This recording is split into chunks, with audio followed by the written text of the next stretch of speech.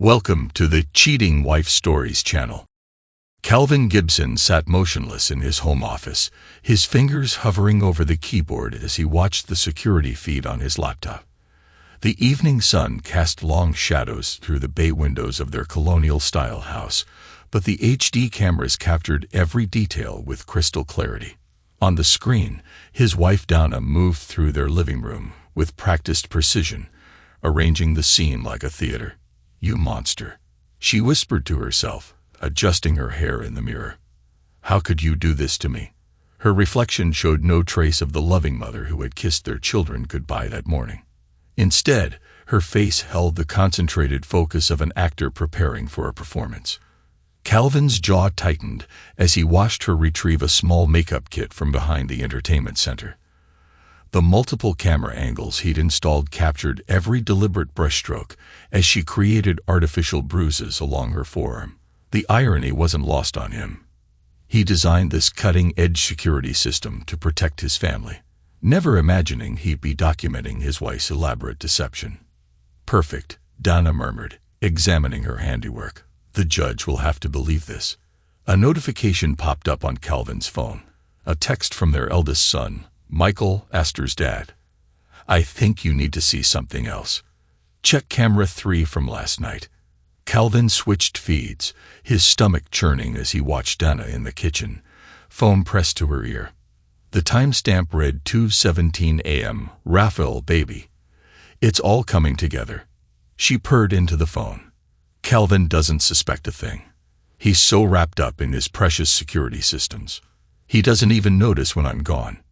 "Yes, I'll meet you at the hotel tomorrow." The usual place. The video continued, showing Dana's late-night conversation in stark detail. "Once we get the domestic claims filed, it'll be easy. Your wife won't know what hit her either. We'll both be free, and with the settlements," she laughed, the sound harsh in the empty kitchen. "Let's just say we won't have to worry about money ever again."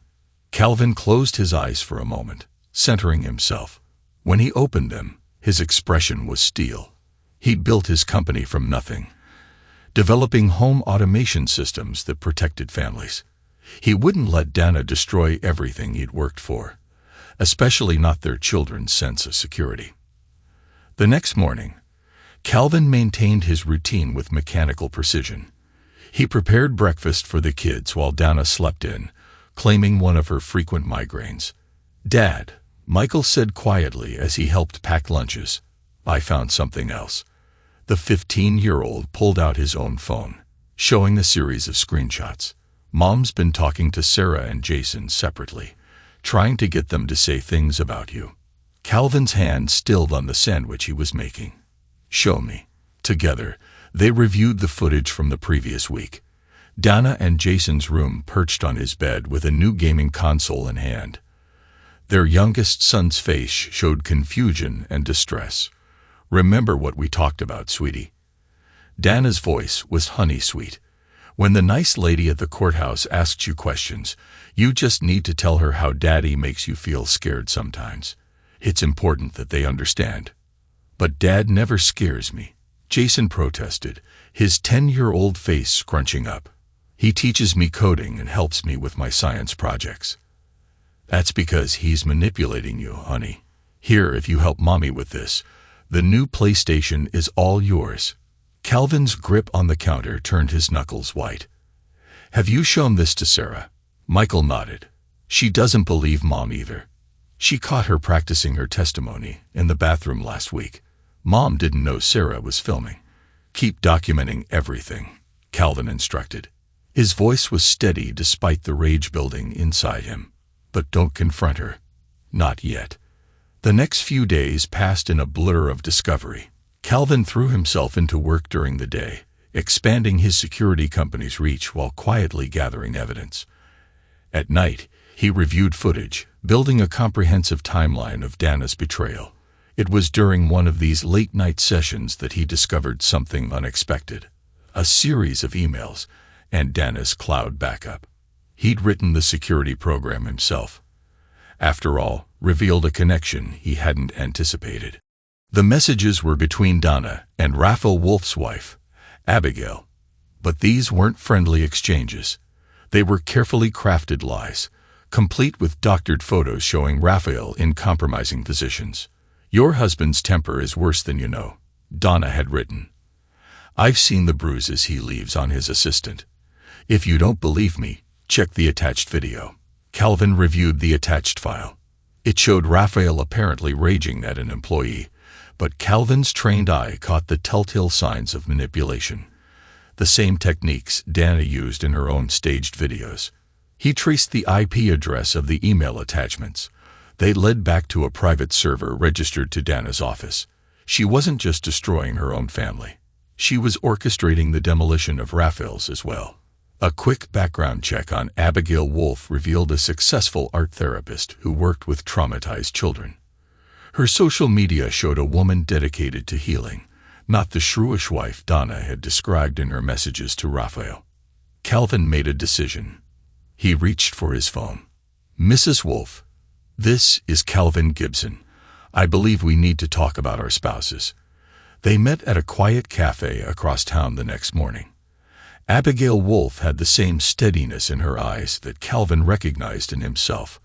Someone used to holding things together for others.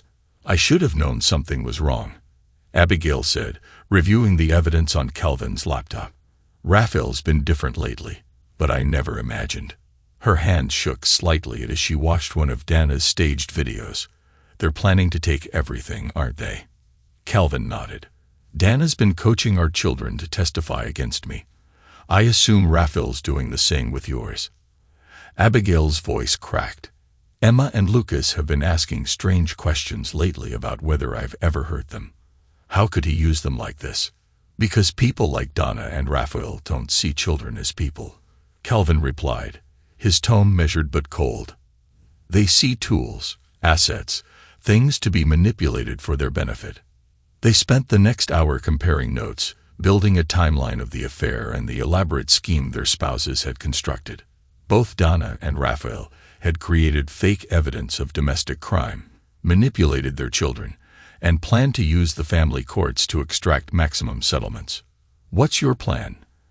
Abigail asked finally, her professional calm returning. Calvin's smile was sharp. "I believe in systems, Mrs. Wolf.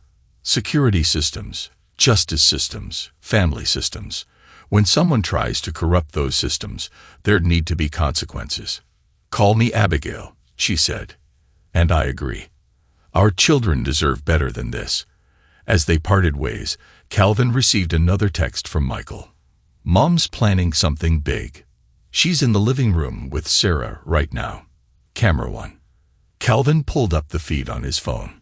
Dana sat on the couch beside their 13-year-old daughter, arm around her shoulders in a parody of maternal comfort. "Your father's business trips," Donna was saying, her voice dripping with fake concern. "Those aren't all for work, sweetie. I hate to tell you this, but I've seen the evidence. He has another family." Sarah pulled away, her face showing the same stubborn skepticism she'd inherited from Calvin. "That's not true. Dad always video calls us when he's away. We see where he is." "Green screens, honey. He taught you about those himself. Remember, in his line of work, it's easy to fake things." Donna pulled out her phone, showing Sarah something. "Look at these photos." Calvin zoomed in on the screen, more doctored images supposedly showing him with another woman and children. His blood boiled at the realization that Dana was using his own teachings about technology against him. "I don't believe you," Sarah said firmly, standing up. "Dad wouldn't do that." "Oh, sweetie." Dana's smile didn't reach her eyes. "You're so naive, just like I was at your age. But don't worry. Once the divorce is settled, we'll be better off. No more lies." Sarah ran from the room, leaving Dana alone on the couch. The camera caught her expression shifting from concerned mother to calculating predator in an instant. She pulled out her phone again, dialing quickly. "Raphael."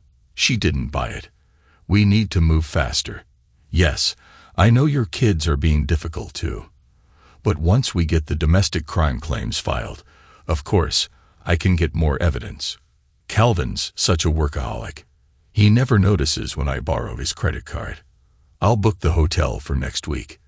The usual place. Calvin switched off the feed, his decision crystallizing. He built his career on protecting homes and families from external threats. Now he would use those same skills to expose the rot within. He opened his laptop and began typing to family court services, subject evidence of fraudulent domestic crime claims. The cursor blinked, waiting. Calvin glanced at the photos of his children on his desk. Michael's serious face, so like his own, Sarah's determined expression, Jason's innocent smile. Dana had underestimated them all, thinking she could manipulate children raised to understand both technology and truth. Game on, Calvin muttered and began to write. Later that evening, as he reviewed the day's footage, he caught a conversation between Michael and Sarah in the backyard. They sat on the old swing set, heads close together. "Mom's lying," Sarah said firmly, "about everything." Michael nodded. "Dad knows. He's got it all on camera. Every rehearsal, every fake bruise, every coaching session with Jason. Should we tell him about the money? I saw her transferring stuff from the college accounts last week." "Already did. Dad's got it handled. Trust him." Sarah kicked at the ground. "I always thought Mom was just dramatic. But this is different." "Yeah," Michael agreed. "This is crazy. But Dad's stronger than she thinks. Way stronger." Calvin felt a surge of pride in his children's resilience. Dana had failed to recognize that the same analytical mind she was trying to destroy in him lived on in their children. They'd seen through her performance not because of his evidence, but because she underestimated their intelligence. His phone buzzed. Another text from Abigail. "Raphael just told our kids he's working late again. GPS tracker shows he's headed to Dana's office. Should we?" "Not yet," Calvin replied. "Let them dig deeper. Every lie they tell is another nail in their own coffin." He switched back to the security feed. Dana was in their bedroom now, carefully selecting outfits and placing them in a hidden suitcase in the back of her closet. The camera caught her admiring herself in the mirror, practicing her victim expression. "Oh, Calvin," she whispered to her reflection. "You really should have paid more attention to your wife instead of your precious security systems."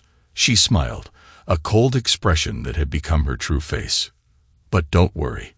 I'll make sure everyone knows exactly what kind of person you really are." Calvin leaned back in his chair, a grim smile playing at his lips. Dana had no idea that her greatest weakness was her own vanity, the absolute certainty that she was the smartest person in any room. She'd stage her performances for an audience of one, never noticing the other cameras, never considering that her children might be more than passive props in her drama. The security system chimed softly, alerting him to movement at the front door. Sarah was heading out for her evening run, her face set in the determined expression she wore when working through problems. Through another camera, he saw Michael helping Jason with homework in the kitchen, subtly positioning them both in view of the security feed. His children had become part of the system without him having to ask, documenting and preserving the truth even as their mother tried to distort it. They were protecting their family in their own way, showing a strength Dana had never bothered to notice. Calvin opened a new file on his computer, labeled simply Evidence. In it, he began organizing weeks of footage, financial records, and documented conversations. A case built on truth, not theater. Dana wanted to play a role. He would make sure she got exactly the audience she deserved. The sun set over their suburban home. Cameras were in quietly in every corner. In the growing darkness, Calvin Gibson prepared for war, not with dramatic gestures or emotional outbursts, but with the quiet, inexorable force of truth backed by technology. Dana had chosen her stage. Now he would make sure the final act played out exactly as it should. After all, security wasn't just about keeping threats out. Sometimes it was about revealing the dangers that lived right beside you. Wearing a familiar face and a practiced smile, Calvin watched from his home office as Dana's car pulled out of the driveway, her designer luggage packed for another emergency business conference with Raphael. The morning sun glinted off her wedding ring, a ring she still wore like a prop in her ongoing performance. "Dad," Michael stood in the doorway, his 15-year-old frame filling the space with an almost adult presence. "She's gone. Are we going to tell them now?" Calvin nodded, his expression grim. "Get your siblings. They need to see this." In the living room, Sarah and Jason settled onto the couch, while Calvin connected his laptop to the main TV screen. Michael sat between his younger siblings, protective without being obvious about it. "What I'm about to show you isn't easy to watch," Calvin began, his voice steady. "But you deserve to know the truth about what's been happening in our home." The first video played, Dana in the living room, carefully applying makeup to create fake bruises while coaching herself through lines about domestic crime. Jason's eyes widened as he watched his mother transform into someone unrecognizable. "That's why she wouldn't let me use her special makeup kit," Sarah whispered, her 13-year-old face hardening with understanding. More footage followed, Dana bragging Jason with the gaming console, coaching Sarah about Daddy's anger issues, trying to manipulate Michael with promises of a car if he'd tell the truth about his father's behavior. "She tried this on all of us," Michael realized aloud, "but separately, so we couldn't compare notes." Calvin nodded.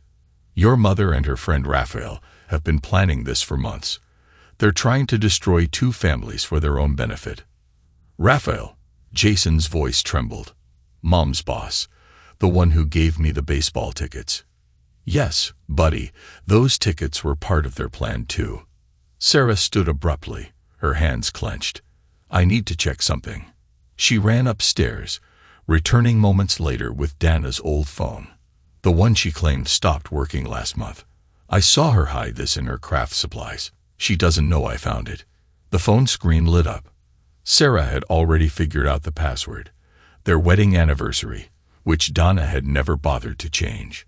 Messages filled the screen. Dozens of conversations between Dana and Raphael. The kids are such a hassle. Once we get the settlements, we can ship them off to boarding school. Clean break. Our two are just as bad. Abigail's turned them against me with all her family therapy nonsense. But soon they won't be our problem. Jason's the easiest to manipulate. Sarah's getting suspicious, but a few well-placed tears about Daddy's secret family should do the trick. Michael's too much like his father. Thinks he's so smart with his computers. Jason's voice broke. "She wants to send us away." Calvin moved to sit beside his youngest son, but Jason wasn't finished. He pulled out his iPad, hands shaking slightly. "I heard her last night. In the kitchen. I always record my game walkthroughs." He pulled up a video file. "I accidentally left it recording when I went to get water." The iPad speaker captured Dana's voice clearly. "Don't worry, Raph. Boarding school will fix the kid problem. The courts love a mother prioritizing her children's education. Calvin won't be able to fight it once I show them how unstable he is." Michael's face had gone hard. "Mom doesn't know about the new security updates." "Does she?" "No," Calvin confirmed. "She doesn't." A knock at the door interrupted them. Calvin checked the security feed on his phone before opening it. Abigail Wolfe stood there with her children, Emma and Lucas. "I hope we're not too early," she said softly. The kids needed to talk. The next hour transformed the living room into a kind of informal therapy session. Emma and Lucas shared their own stories of Raphael's manipulation, the guilt trips, the expensive gifts with strings attached, the carefully staged photos that made their mother look unstable. "Dad said Mom was crazy," Emma explained, her voice bitter. "He kept showing us proof of her losing it at his office, but the timestamps were wrong. Mom was with us at my recital when she was supposedly throwing things at him." Lucas pulled out his phone. "He tried to convince me Mom was hurting me in my sleep. Had these weird bruise photos. But look," he showed Jason a photo of himself at a basketball game. "The bruise in Dad's photo is on my left arm. In this real photo from the same day, nothing." "Amateur mistake," Michael commented. "He should have mirrored the image." "Michael," Calvin warned, but with a hint of pride at his son's technical observation. Sarah had been quiet, studying Dana's burner phone. "They're getting sloppy," she announced. "Mom left her fake makeup kit out yesterday. I took pictures of everything. The spirit gum she uses to make fake cuts, the special effects palette she bought online, even found the receipt." "Receipt is good," Calvin noted, "dates and evidence. I've been backing up all the security footage too," Michael added. "Multiple copies, different locations. Just like you taught me, Dad." Calvin glanced at Abigail, who nodded slightly. Their children were processing their anger through action, turning their pain into purpose. It was healthier than denial. Jason, the youngest of both families, had been listening intently. "What do we do now?" he asked, looking between the adults. "They're still going to lie about you. Both of you." "Now," Calvin said, "we let them think they're winning. For a little while longer." The next few weeks passed in a careful dance of deception. Dana grew increasingly confident. Her performance was more elaborate as she believed her plan was working. She didn't notice Michael's careful documentation of every staged incident, or Sarah photographing her fake bruise kit, or Jason's iPad recording her late-night planning sessions. Calvin focused on his children's healing while expanding his security business. His latest patents included features specifically designed to detect and document patterns of domestic manipulation. During the day, he built systems to protect other families.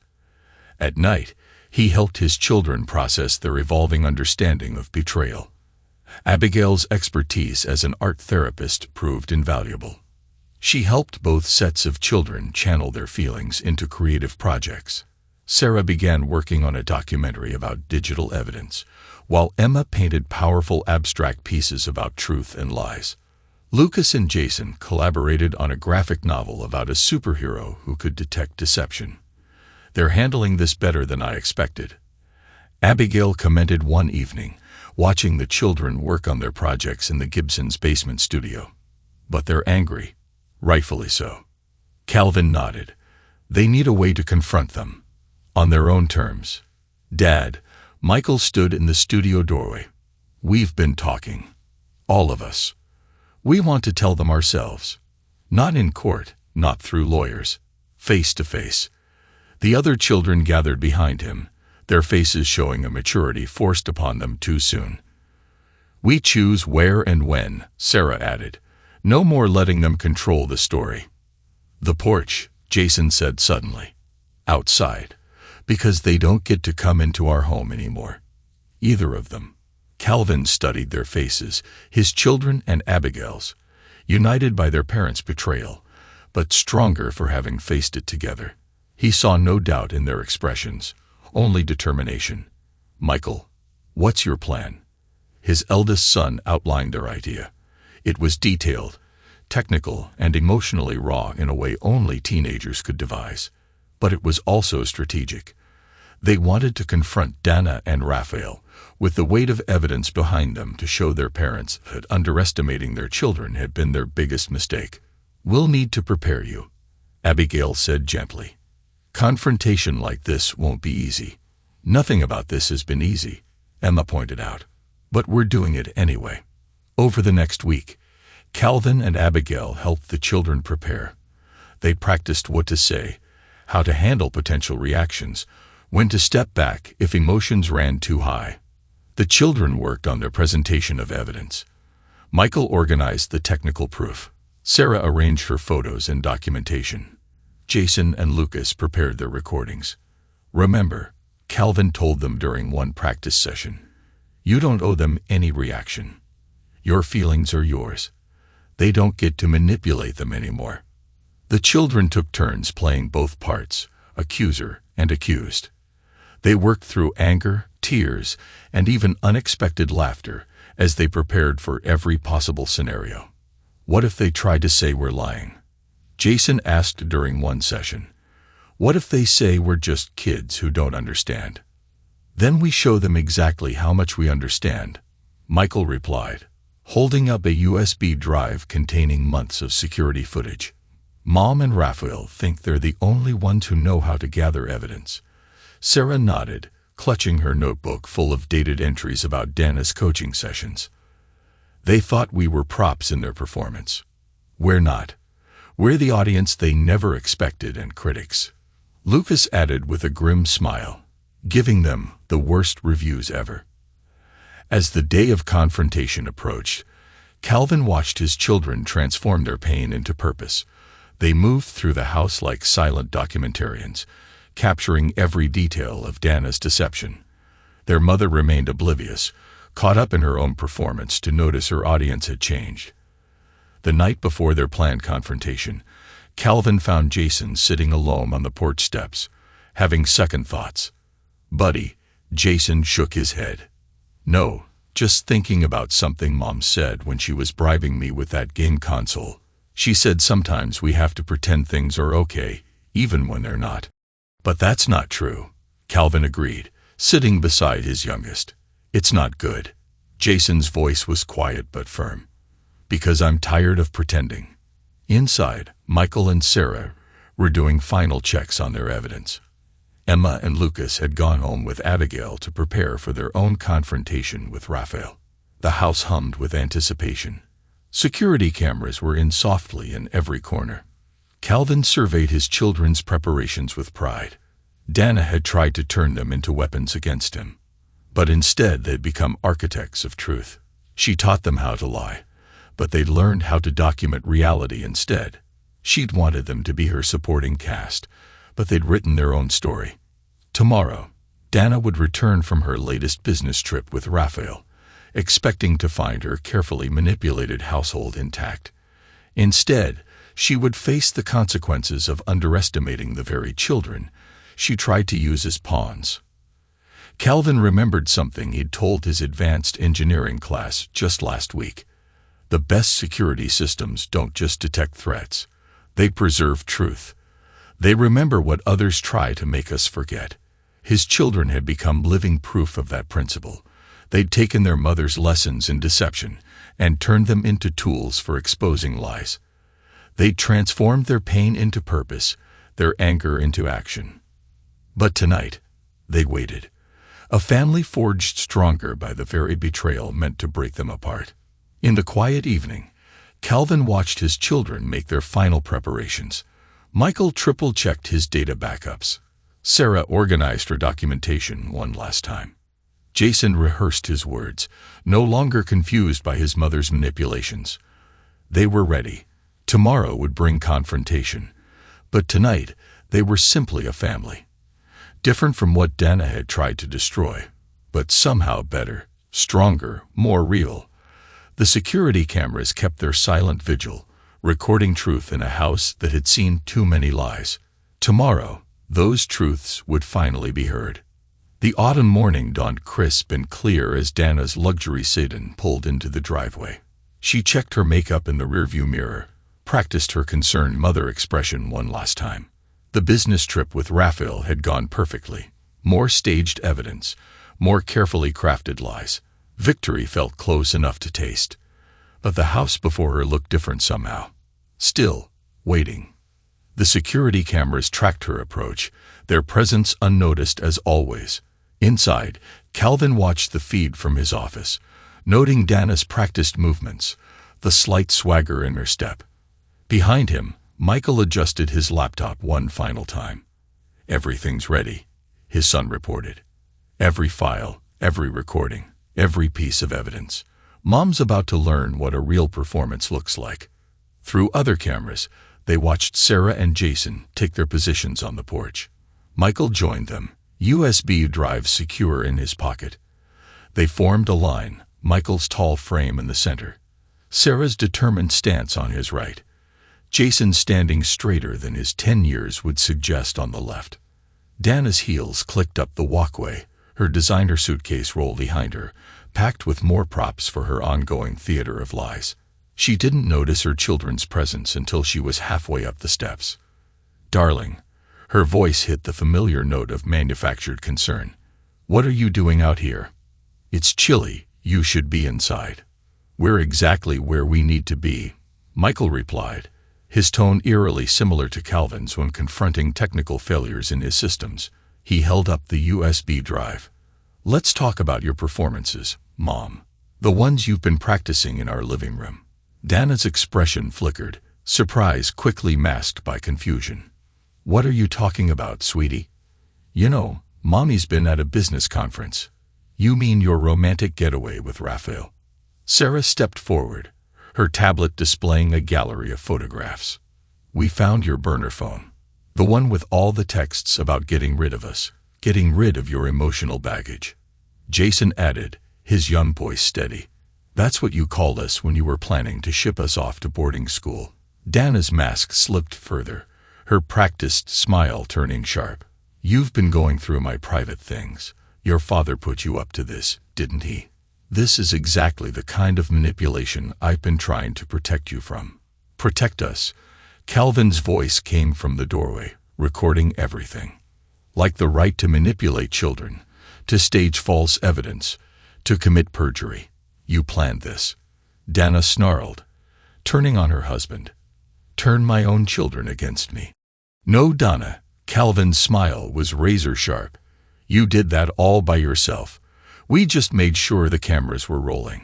Dana launched into another tirade, but her words died as a familiar car pulled into the driveway. Raphael stepped out, his own practiced concern morphing into shock at the scene before him. "Dana, what's going on?" "Perfect timing," Lucas called out. "Dad, want to see what you look like when you're staging evidence? We've got some great footage." Raphael's face hardened. "Whatever they've told you, it's lies." "Dana, we need to stop it." Abigail cut in. "The police already have copies of everything.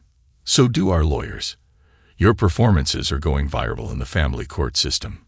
Dana's composure shattered completely. She lunged for Sarah's tablet, but Michael moved faster, stepping between them.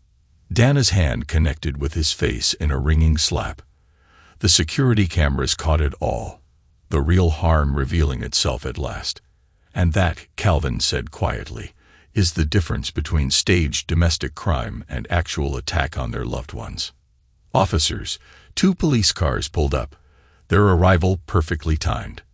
Dana screamed, turning to threats, promises of revenge, accusations of conspiracy. Raphael attempted to maintain his corporate calm, but his mask cracked when Emma stepped forward with her phone. "Hey, Dad," she said sweetly. "Remember when you taught me about recording apps? They work really well in therapy sessions when you're coaching kids to lie about their mother." The officers led Dana and Raphael away, their protests a duet of desperate denial. Their packed suitcases intended for another secret rendezvous were logged as evidence instead. Calvin gathered his children close as the police cars pulled away. "I'm proud of you, all of you. We learned from the best," Michael replied, rubbing his cheek where Dana had struck him. "She taught us how to lie, but you taught us how to protect the truth." The divorce proceedings moved swiftly. Dana's carefully staged videos, when contrasted with Calvin's security footage, destroyed any credibility she might have claimed. Raphael's similar attempts to frame Abigail backfired spectacularly, his own children's testimony sealing his fate. 1 year later, the Gibson home had transformed. Calvin's home automation company launched a new line of security systems specifically designed to protect families from domestic manipulation. The marketing was subtle, but the message was clear. Truth leaves traces that no performance can hide. Abigail's art therapy practice expanded to specialize in helping children heal from parental manipulation. The studio in her office displayed Emma's abstract paintings about truth and lies, Sarah's documentary photos, and Jason and Lucas's collaborative graphic novel about a family of truth seekers. The children moved forward in their own ways. Michael threw himself into computer science, developing algorithms to detect digital manipulation. Sarah's documentary about domestic deception won her a scholarship to film school. Jason's trust issues healed slowly through his growing friendship with his step-siblings. Dana's attempts at reputation rehabilitation failed spectacularly. Her corporate connections evaporated when the evidence went public. She took a job as a retail clerk, her designer wardrobe replaced by a polyester uniform. Sometimes she drove past her old home, watching through the windows as the family she lost grew stronger without her. Raphael faced his own lonely future, his carefully crafted corporate image shattered. His occasional emails to his children went unread, their trust in him buried under mountains of evidence of his deception. On a warm evening, exactly 1 year after the confrontation, Calvin stood before his advanced engineering class at the local university. The lecture hall was packed. His story had become something of a legend in security system circles. The funny thing about security systems, he told the eager students, is that they don't just keep bad things out. They protect the truth within. They remember what others try to make us forget. Technology doesn't lie, people do. But when we use technology to serve truth rather than deception, we build something stronger than any performance. At home, dinner waited. Not the family dinner Donna had imagined, but something better. Calvin and Abigail sat at a table surrounded by their children. Michael discussed encryption with Emma. Sarah and Lucas debated documentary techniques. Jason taught his new siblings the finer points of coding games. Through the window, they could see their security cameras keeping watch. But these devices no longer guarded against deception. Instead, they preserved the truth of a family rebuilt from the ashes of betrayal, stronger and more genuine than any performance could have created. Dana's designer heels no longer clicked through their halls. Raphael's corporate manipulations no longer threatened their peace. Instead, the house hummed with the sound of honest laughter, real conversations, and the quiet whir of systems designed to protect, not deceive. The security footage from that final confrontation had been archived, a digital testament to the moment performance gave way to truth. But the family no longer needed to watch it. They were too busy writing their own story, one where truth didn't need to be staged, and love didn't come with hidden cameras.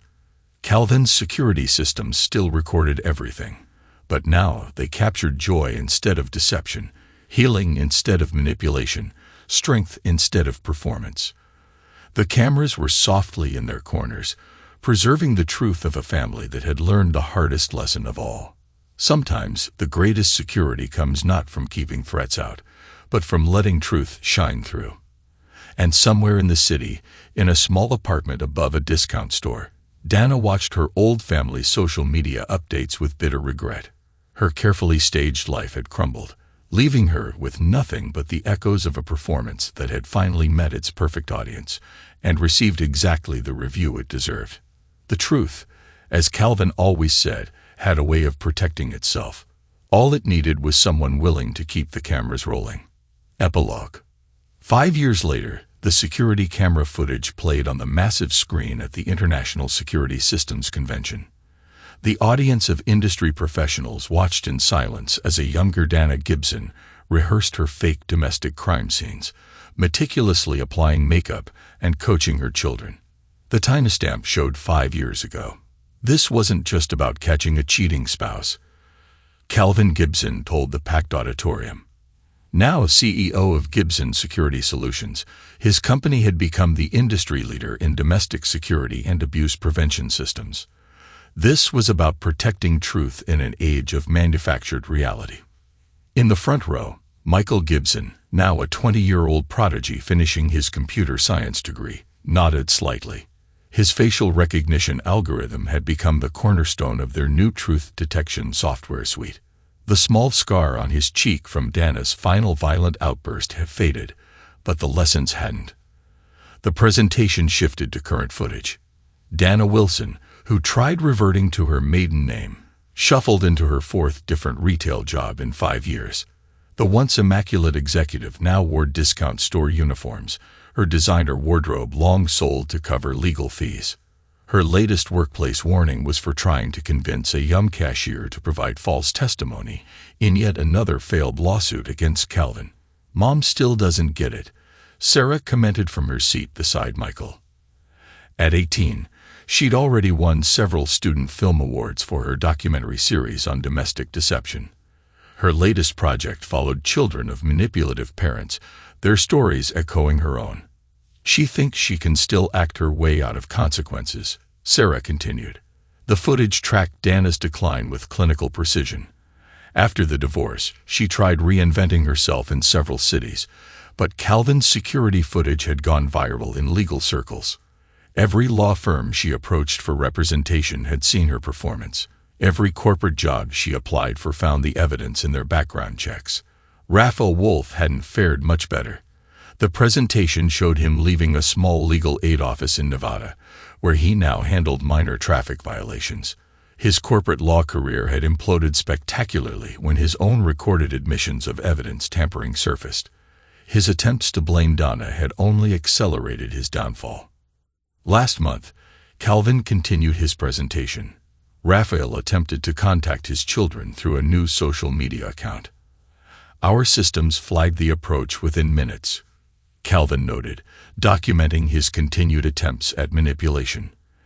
Emma Wolf, now 19 and studying psychology with a focus on parental alienation, had published a scathing response to her father's latest plea for reconciliation. Her art therapy pieces about parental manipulation had been featured in several psychological journals. What these individuals fail to understand, Calvin explained, is that technology doesn't just record events. It preserves context, intent, and patterns of behavior that no amount of acting can disguise. The screen showed Dana's latest scheme, attempting to befriend the teenage children of her current boyfriend, a mall security guard who didn't know her history. The footage captured her subtle coaching, the same manipulation techniques she'd used on her own children. 3 days ago, Calvin noted, Child Protective Services received our evidence package. Her boyfriend's children are now safe with their mother, and Dana faces new charges of attempted child manipulation. Jason, now 15 and already taking college computing classes, had been the one to spot the pattern. His coding skills had evolved into a specialized focus on behavior analysis algorithms. The gaming console Dana once used to bribe him gathered dust in an evidence storage unit. The most dangerous predators, Calvin continued, aren't strangers with weapons. They're the ones who weaponize trust, who turn family bonds into tools of manipulation, who perform love while plotting destruction. Recent footage showed Raphael's failed attempt to rebuild his legal career.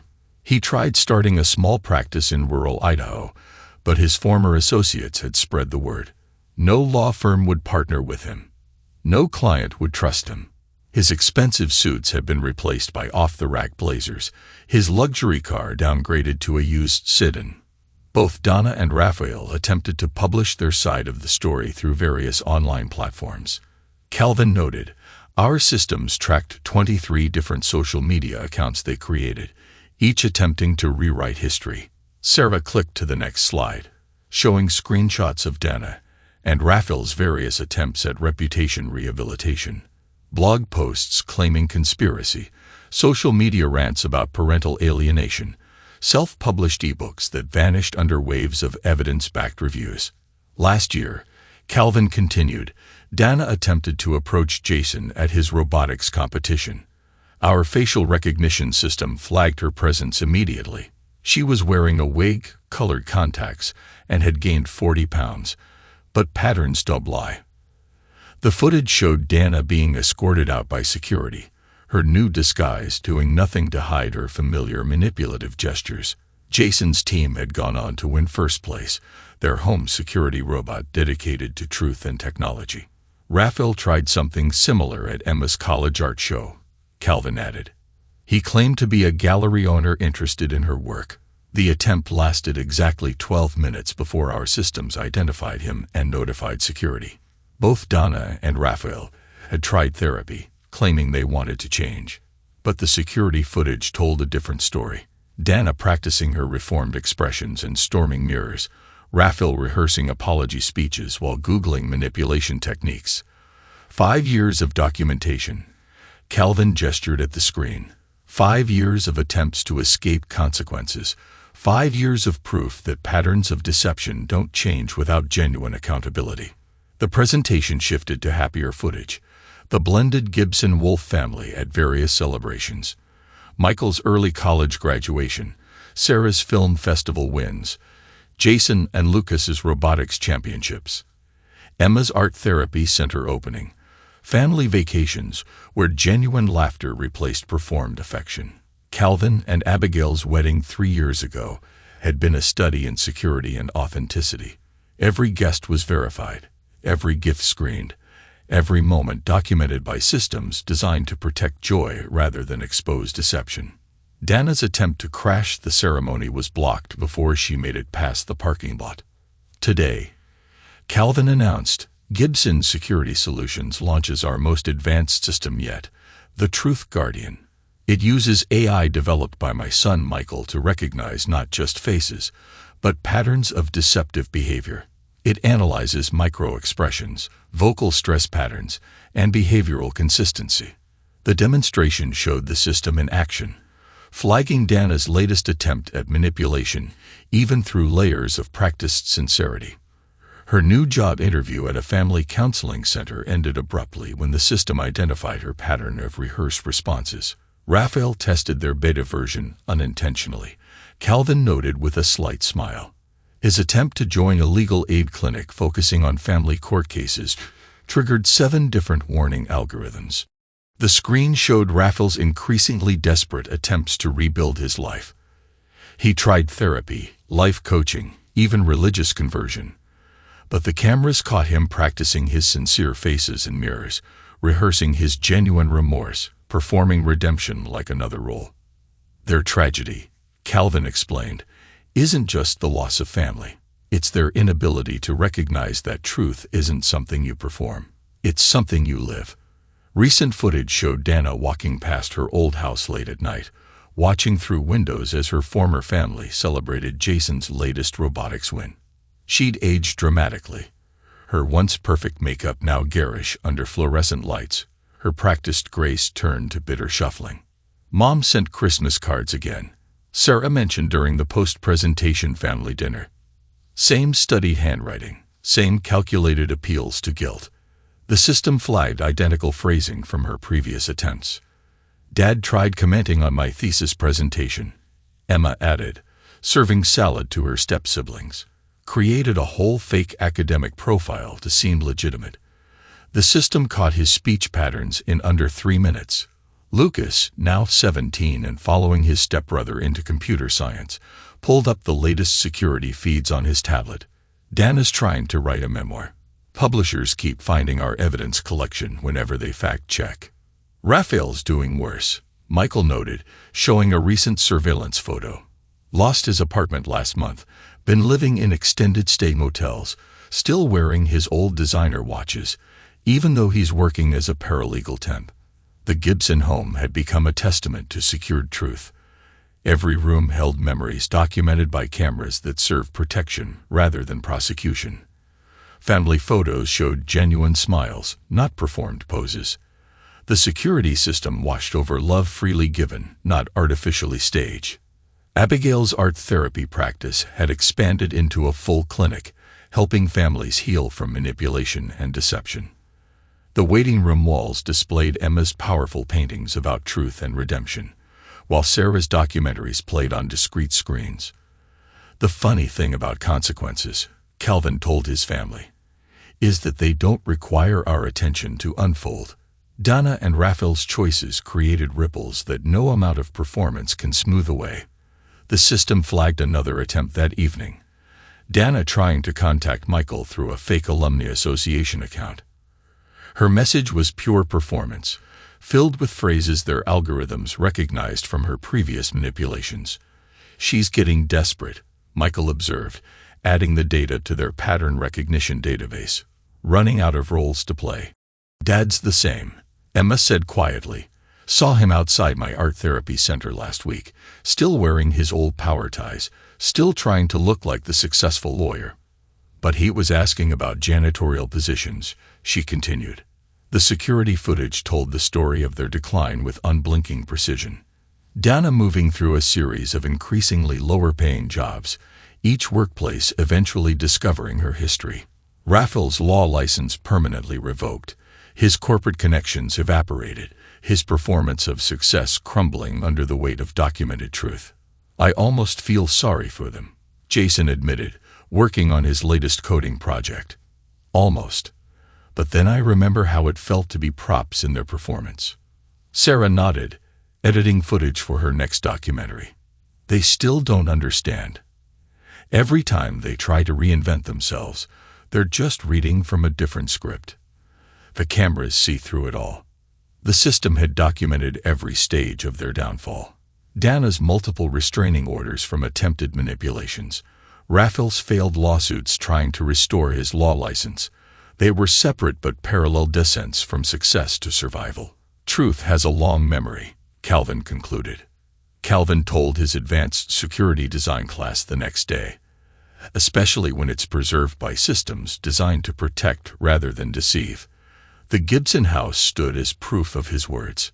Security cameras still watched softly in corners, but now they recorded joy instead of deception, growth instead of manipulation, love instead of performance. The truth they protected had built something stronger than any lie could destroy. And somewhere in the city, in separate small apartments, Dana and Raphael lived with the consequences of their choices. Their performances had finally found their perfect audience, in security footage that never stopped recording, in systems that never forgot, in truth that needed no rehearsal.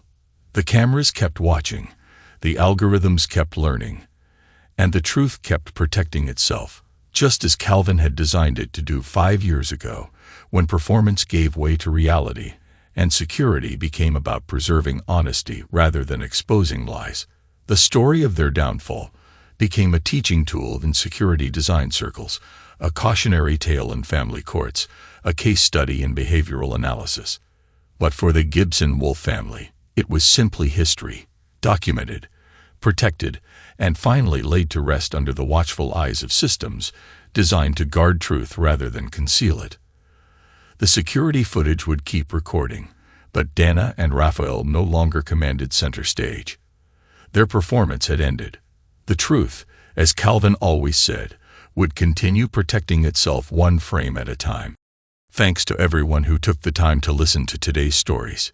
If you enjoyed it, please consider liking and subscribing if you haven't already. Feel free to share your thoughts on the events in the comments below.